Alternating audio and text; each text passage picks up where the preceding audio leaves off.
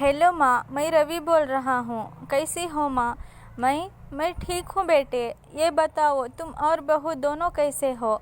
हम दोनों ठीक हैं माँ। आपकी बहुत याद आती है। अच्छा सुनो माँ, मैं अगले महीने इंडिया आ रहा हूँ तुम्हें लेने। क्या?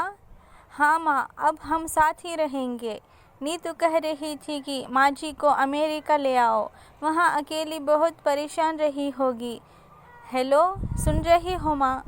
हाँ हाँ बेटे। बूढ़ी आंखों से खुशी की अश्रुधारा बह निकली। बेटे और बहू का प्यार नस नस में दौड़ने लगा। जीवन के 70 साल गुजर चुकी सावित्री ने जल्दी से अपने पल्लू से आंसू पोंछे और बेटे से बात करने लगी। पूरे 2 साल बाद बेटा घर आ रहा था। बूढ़ी सावित्री ने मोहल्ले भर में दौड़ दौड़ कर ये खबर सबको सुना दी। सभी खुश थे कि चलो बुढ़ापा चैन से बेटा और बहू के साथ गुजर जाएगा। रवि अकेला आया था। उसे कहा कि माँ, हमें जल्दी ही वापस जाना है, इसीलिए जो भी रुपया पैसा किसी से लेना है वो लेकर रख लो, और तब तक मैं किसी प्रॉपर्टी डीलर से मकान की बात करता हूँ। मकान?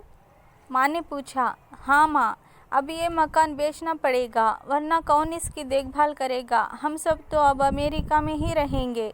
बूढ़े आंखें ने मकान के कोने कोने को ऐसे निहारा जैसे किसी अबोध बच्चे को सहला रही हो। आनन फानन और औने पौने दाम में रवि ने मकान बेच दिया। सावित्री देवी ने वो ज़रूरी सामान समेटा जिससे उनको बहुत ज़्यादा लगाव था।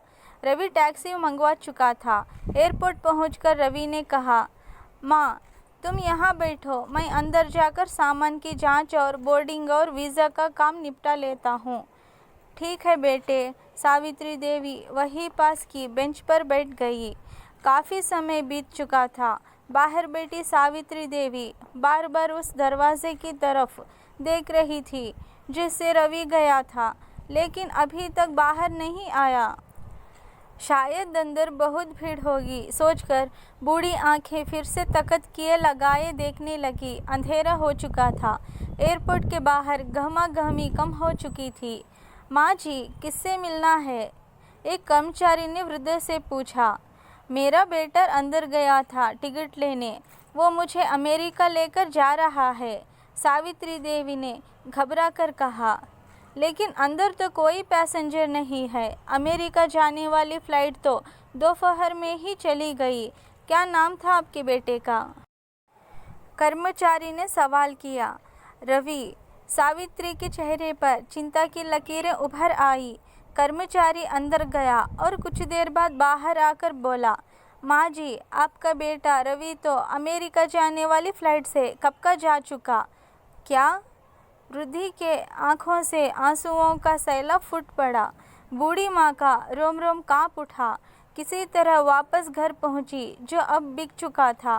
रात में घर के बाहर चबूतरे पर सो गई। सुबह हुई तो दयालु मकान मालिक ने एक कमरा रहने को दे दिया।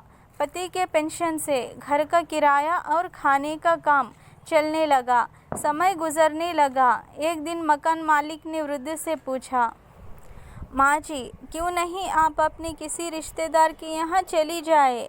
अब आपकी उम्र भी बहुत हो गई, अकेली कब तक रह पाएंगे? हाँ, चली तो जाऊँ, लेकिन कल को मेरा बेटा आया तो यहाँ फिर कौन उसका ख्याल रखेगा? आँख से आंसू आने लग गए।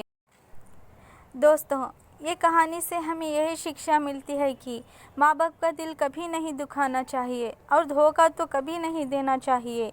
और ये कहानी आपको कैसी लगी कमेंट में ज़रूर बताना। अच्छी लगी तो प्लीज़ एक लाइक कर देना और सब्सक्राइब कर लेना।